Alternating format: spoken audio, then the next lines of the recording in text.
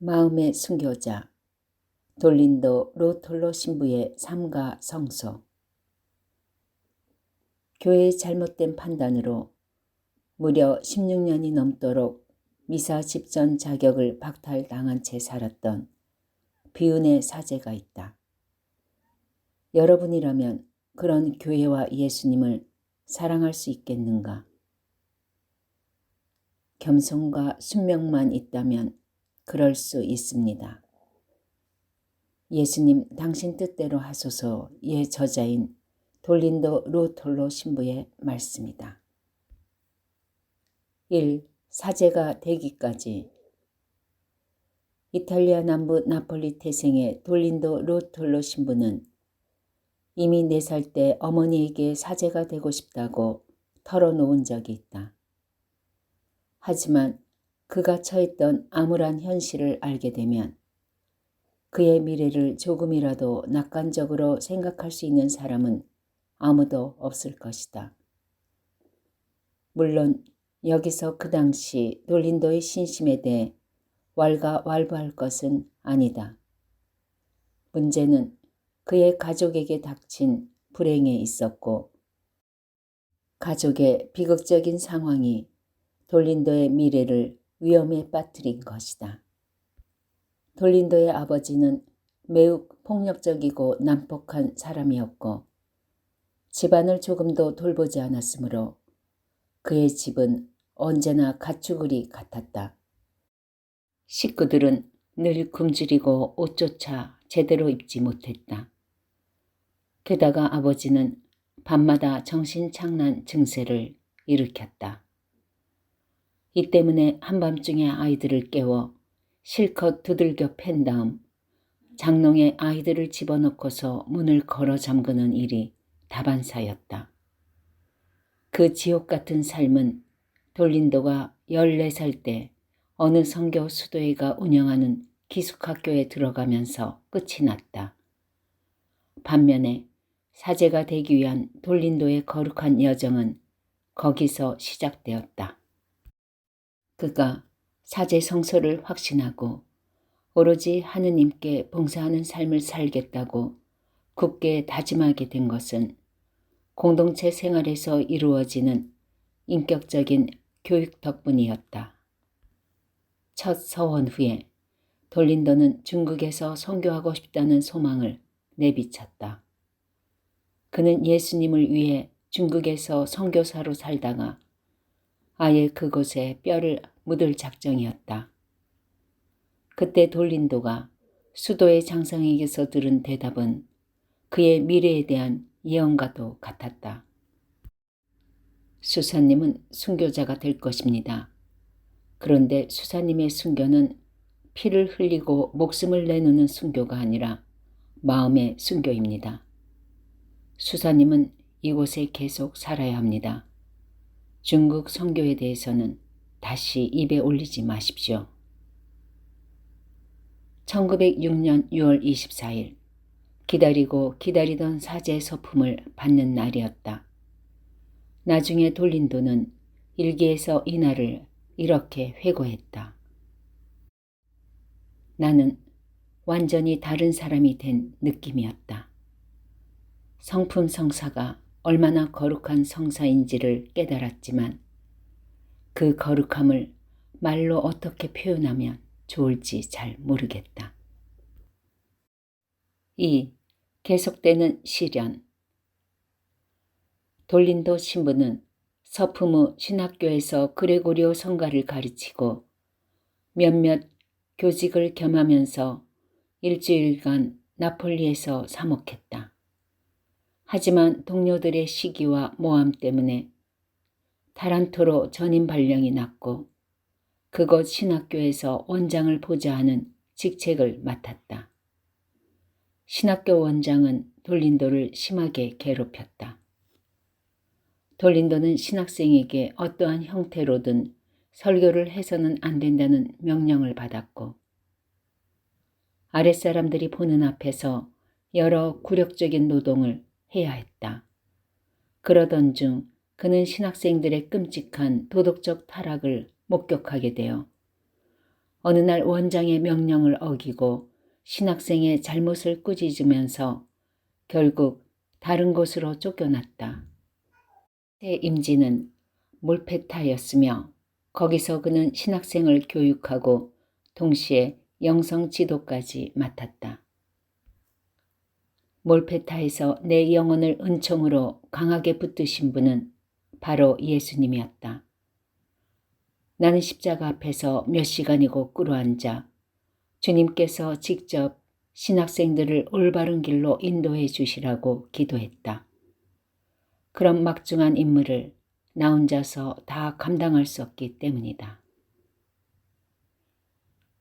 돌린도 신부의 진정한 십자가의 길은 1907년에 시작되었다. 십자가의 길은 지속되다가 그치기를 반복하긴 했지만 그때부터 무려 20년 동안이나 돌린도 신부를 짓눌렀다. 시련의 시작은 초자연적인 환시를 보았다고 주장하는 시칠리아의 어떤 여인이 찾아오면서였다. 그런데 이 여인이 돌린도 신부에게 털어놓은 것은 자신의 환시 체험이 전부가 아니었다. 고해 성사 중 그녀가 자기 조카를 육화하신 성령으로 믿는다고 고백했던 것이다. 그녀의 고해를 다 듣고 나서 돌린도 신부는 성령 하느님의 사람이 될 수 있다는 점은 거부하면서도 그 여인이 하느님의 인도하심을 받고 있다고 판단을 내리고 말았다. 이로써 돌린도 신부는 환시를 보았다고 주장하는 그 여인에 대해 어느 정도 이중적인 입장을 표명한 셈인데 이 사건은 돌린도 신부를 시기하고 미워하는 사람들이 그를 헐뜯고 깎아내릴 빌미를 제공하는 결과를 낳았다. 즉 돌린도 신부에게 적대감을 지닌 이들은 그가 모호한 판단을 내림으로써 그 여인의 증언을 완전히 부정하지 않았고 결국 이단적인 사상이 유포되도록 조장했다는 식의 거짓말을 퍼뜨렸던 것이다. 이단자로 치부된 시칠리아 여인과 그 여인의 이단 사상을 방조한 혐의를 받는 돌린도 신부는 급기야 바티칸의 시선을 끌게 되었고 신앙 교리성에서 이 문제에 관심을 보이자 사태는 더욱 심각해지고 말았다. 이 사건과 관련하여 신문과 조사를 받는 동안 돌린도 신부는 사제 직무 수행 권한을 모조리 박탈당했다. 심지어 영성체조차 금지되었다. 1908년 3월 수도의 집권자들은 돌린도 신부를 수도에서 제명하기로 결정을 내린다. 돌린도 신부는 이후 2년 반 동안 끊임없이 사도자의 탄원서를 올렸고 그 결과 로사노 교구로 이적할 수 있는 허가를 받았다. 그러나 그는 여전히 직무 정지 상태였다. 3. 놀라운 은총. 사제단에서 외면받고 가족에게서도 버림받은 사제가 기댈 수 있는 곳은 오직 하느님뿐이다. 사제로서의 돌린도 신부의 존엄성은 완전히 땅에 떨어져 아무것도 남아있지 않았다. 바로 이 시기에 예수님께서 돌린도 신부에게 이렇게 말씀하셨다. 이제는 내가 직접 말한다. 사람들에게 해주고 싶은 말이 너무나도 많은데 앞으로는 네가 나를 대신하여 사람들에게 선포했으면 한다. 이 모든 것이 결국에는 하느님 영광으로 드러날 것이다. 그러기 위해서는 너 자신을 다 내려놓고 내 앞에 굴복해야 한다. 내가 너를 도구로 쓸 것이며 너를 나의 도구로 준비시킬 것이기 때문이다. 돌린도 신부는 서로 다른 두 장소에 동시에 존재하는 초자연적인 능력을 받았고 천사들과 성모님을 만나는 은총도 받았다. 사람들의 마음속을 꿰뚫어 보고 예언까지 할 수 있었다. 그런데 이런 수많은 놀라운 은총을 받았음에도 돌린도 신부는 결코 교만하지 않았고 우쭐해하지도 않았다. 오히려 그는 지극히 겸손했다. 돌린도 신부는 자신에게 내려진 직무 제재와 금지 규정을 순명의 정신으로 겸허하게 받아들였다. 영성체를 할 수 없다는 것은 그를 가장 힘들게 했다.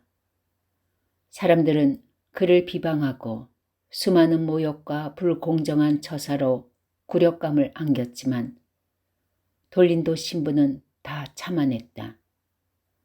어느 누구에게도 불평하지 않았고 화를 내지도 않았을 뿐더러 자신을 박해한 사람들과 교회를 향한 불만이나 비난이 그의 입에서 새어나오는 일도 없었다. 돌린도 신부는 자신이 받는 제재들에 관해 사람들이 조금이라도 비판하지 못하게 했으며 부정적인 말을 꺼내지도 못하게 했다. 그는 오직 신앙의 눈으로만 보려고 했다. 그는 이렇게 적어두었다. 누군가를 새로운 신앙의 길로 이끄시려고 할 때마다 하느님께서는 그를 시험하신다. 나는 이렇게까지 말할 수 있다.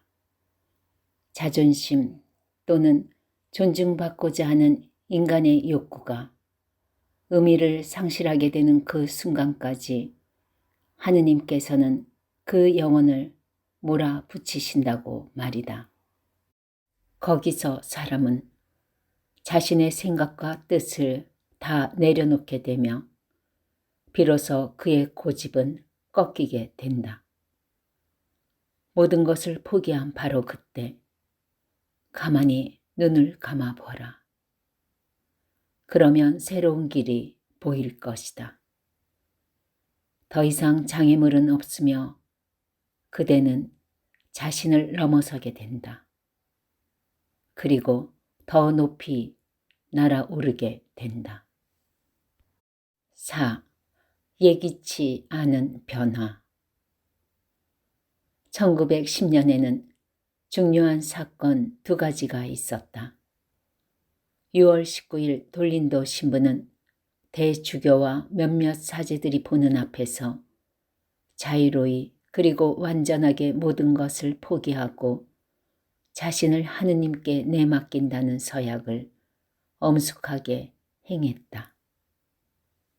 그것은 미사가 거행되는 동안 저질러지는 모든 신성 모독을 보상하기 위해 예수님께서 그에게 특별히 요구하신 서약이었다.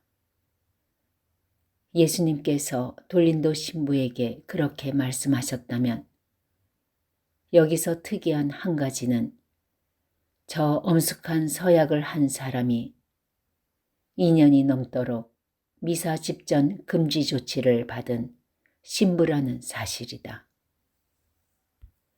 그 해에 있었던 또 다른 주목할 만한 사건은 교황청에서 돌린도 신부에게 보낸 편지 내용이다. 즉, 돌린도 신부에게 가해진 모든 직무 제재를 취소하고 골린도 신부를 복권시킨다는 선언과 함께 그의 결백함을 증명하는 서류들이 동봉되어 있었다. 그로 인해 돌린도 신부는 그토록 고대하던 미사와 여러 성사들을 집전할 수 있었고 강론과 사목활동도 다시 시작했다. 물론 그의 가장 큰 기쁨은 미사 거행이었다. 그는 고해성사를 줄 때에도 크나큰 기쁨을 느꼈다. 고해성사는 참으로 위대한 성사임에 틀림없다. 이어서 그는 이렇게 썼다. 고해성사를 줄 때 내 마음은 활짝 열린다. 내가 참으로 사제라는 것이 실감난다. 나는 내 앞에 무릎을 꿇고 고해하는 저 모든 영혼들을 위해 어떠한 영적 희생도 마다하지 않으리라고 굳게 다짐했다. 오 주 예수님, 부서져 내리는 한 영혼을 기쁨으로 가득 채우시는 저 막강한 힘은 대체 무엇입니까? 어떻게 해서 한 영혼을 겸손과 사랑과 회개의 찬미 노래가 되게 하셨습니까? 만약 세상이 고해성사가 얼마나 위대하고 중요한지를 깨닫는다면 아마도 세상 모든 사제들은 당장 과로로 쓰러질 것입니다. 돌린도 신부는 수많은 사람들을 참된 회개로 이끌었지만 교황청에서 그에 대한 판결을 번복하는 바람에 그의 고해성사 집전은 얼마 안 되어 중단되는 운명에 처하고 말았다. 돌린도 신부는 또다시, 게다가 이번이 마지막도 아니었다. 비방과 중상에 시달리게 되었고 그의 사제 직무 제재 취소는 유예 상태에 놓이게 되었다. 돌린도 신부를 시기하는 사람들은 이번에는 그가 사탄을 숭배하고 있다는 거짓 혐의를 씌웠고 지난번에 시칠리아 여인 사건을 다시 끌어들여 그가 심각한 결정장애를 앓고 있다고 주장했다. 돌린도 신부는 자신에게 내려진 불공정한 판결에 고통스러웠지만 기도하고 용기를 내어 하느님을 사랑하며 교회와 하느님에 대한 믿음을 저버리지 않았다. 죽음이 아니고서는 벗어나지 못할 정도로 심한 굴욕을 당했을 때 영혼에게 일어나는 일은 딱 두 가지다. 정신이 모조리 마비되어 무기력해지거나 온 힘을 다해 반항하는 것이다. 그러므로 모멸감을 극복해내는 방법은 순종의 자세로 내적인 평화를 지니고 오직 주님만이 주실 수 있는 거룩한 존엄을 간직하는 것뿐이다. 돌린도 신부는 조사가 진행되는 몇 주 동안 사제들을 수감하는 구치소에서 지내했지만 무죄가 밝혀지면서 다시 나폴리로 돌아올 수 있었다. 새로운 소명과 오래된 문제들. 돌린도 누오톨로 신부는 이탈리아 남부에서 빈민들을 위한 구호시설과 병원을 관리하는 소임을 맡았는데 거기서 약 9년간 성사를 집전하고 피정 지도와 특강을 하는 등 여러 가지 특수 사목을 병행했다. 그러자 미사의 참 가치를 깨달은 사람들과 사제 성소자를 후원하려는 사람들, 자신의 믿음을 일상생활에서 제대로 실천하는 사람들이 모여들기 시작했다. 이러한 신자들과 함께 돌린도 신부는 주님께서 하시는 일이라는 이름의 단체를 만들고는 이 단체를 통해 여러 영적 서적을 저술하고 자신의 강론을 묶어 책으로 출판하기도 했다. 그는 함께 활동하는 이들에게 사실상 영적인 지도자나 다름없었다. 돌린도 신부는 함께하는 모든 사람들과 가까이에서뿐 아니라 멀리서도 여러 측면에서 후원하며 자신의 사목에 동참하는 익명의 신자들을 위해 특별히 작은 그림들이라는 제목의 책을 썼다.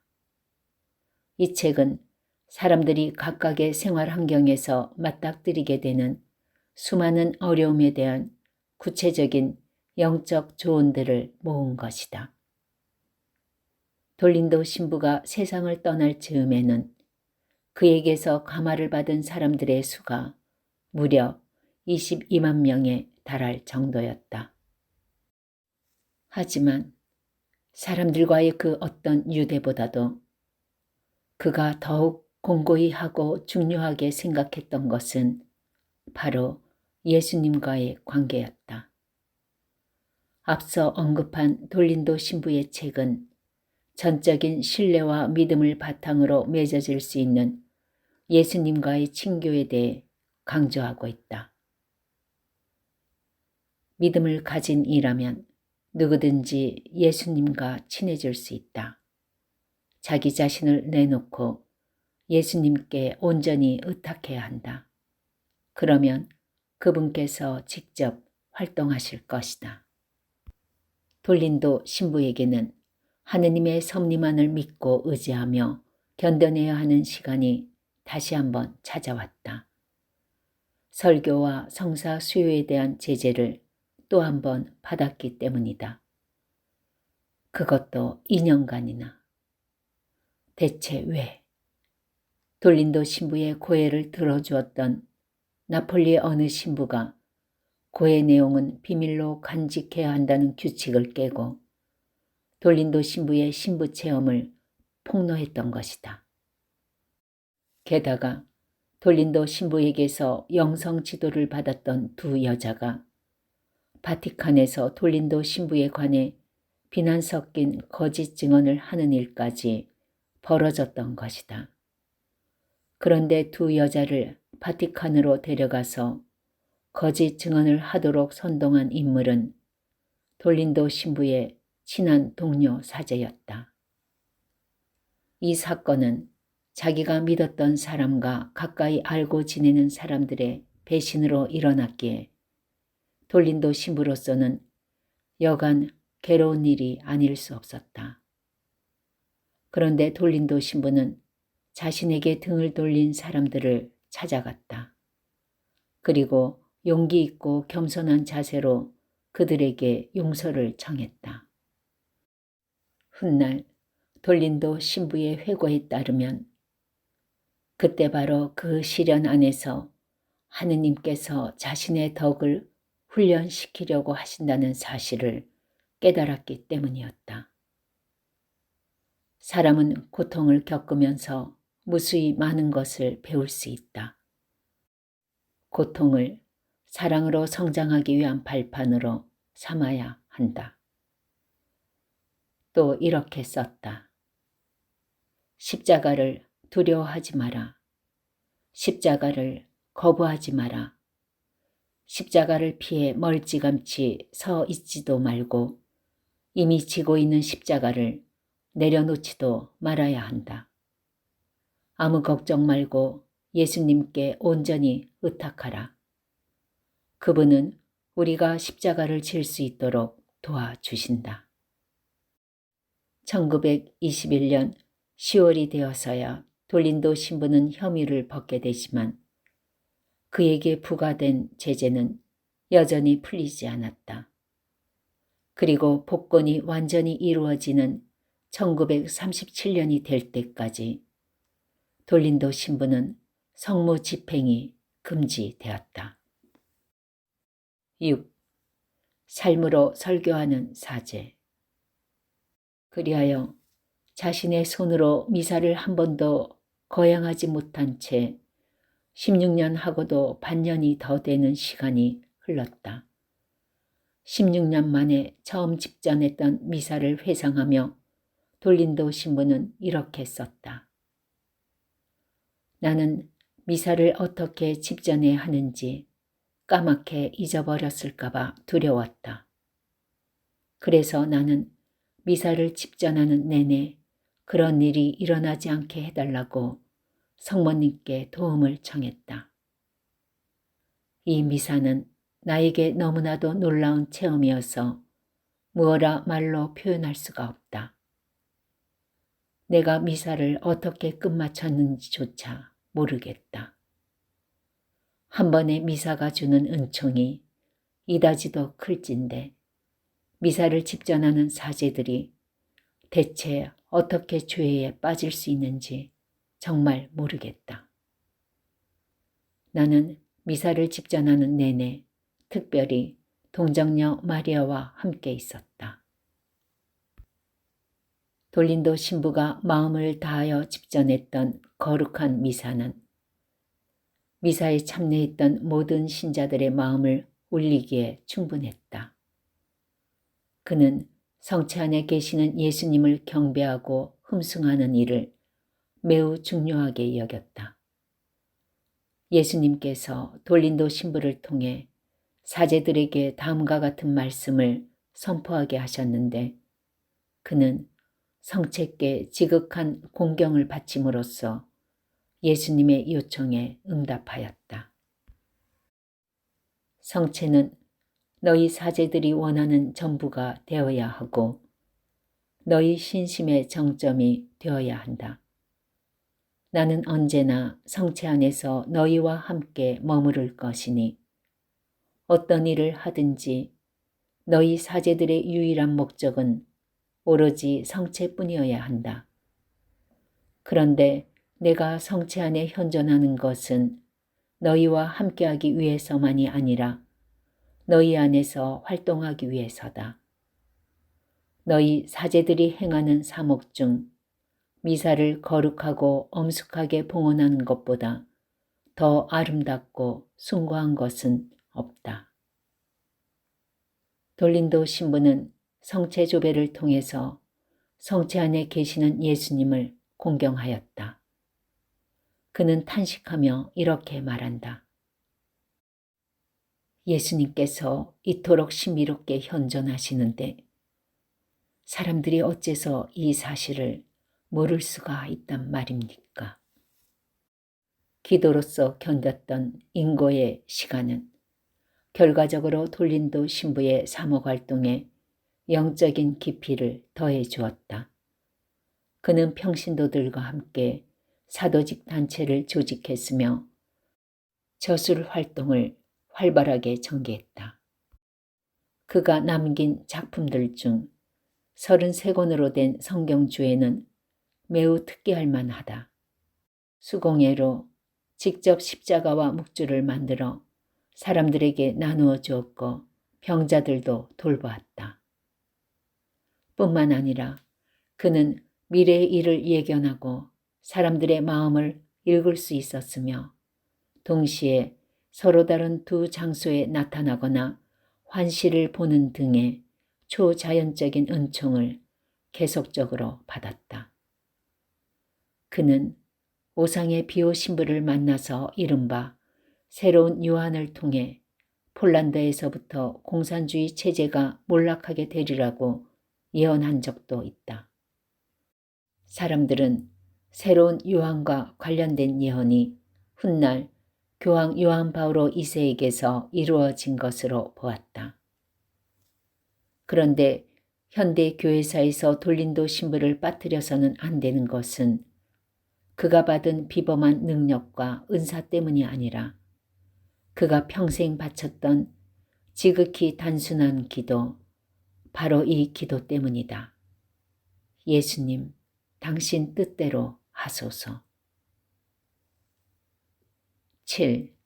예수님, 당신 뜻대로 하소서.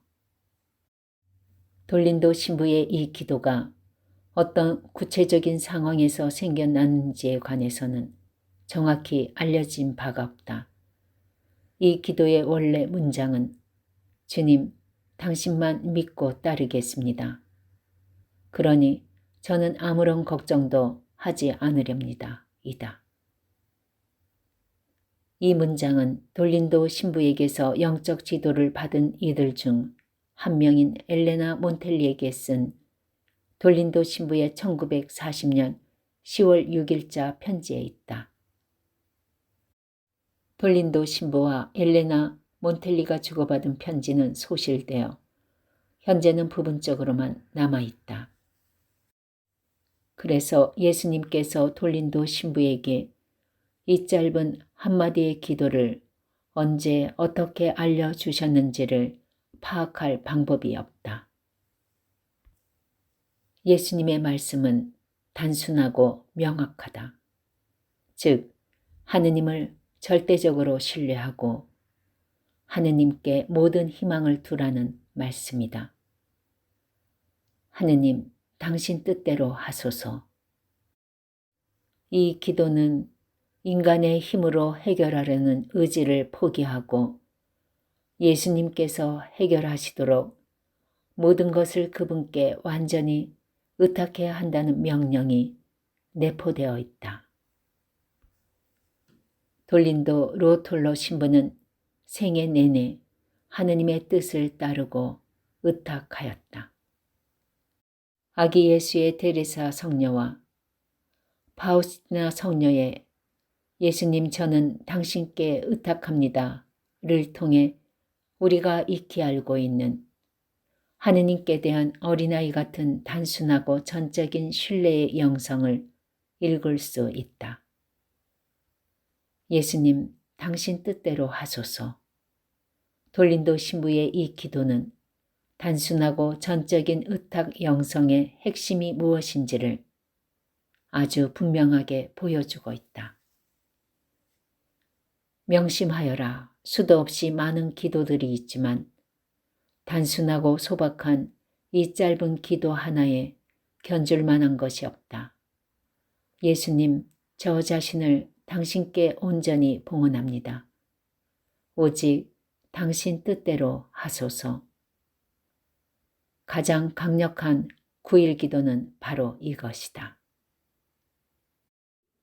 돌린도 신부는 예수님께 온전히 의탁하는 삶을 사람들에게 널리 전하였는데 이 신심이 효과적으로 전파될 수 있었던 이유는 무엇보다도 그 스스로가 먼저 그렇게 살았기 때문이다. 생애 마지막 10년간 돌린도 신부는 편마비로 심하게 고생해야 했지만 고통과 장애마저도 하느님을 향한 그의 희생을 막을 수 없었다. 그는 숨이 끊어지는 순간까지도 신자들의 영혼을 돌보는 일을 멈추지 않았다. 그 누구든 하느님의 사랑받는 자녀라는 점을 깨닫게 해주는 것. 그리고 하느님께서는 우리 모두를 천국에서 기다리고 계신다는 점을 일깨워 주는 것.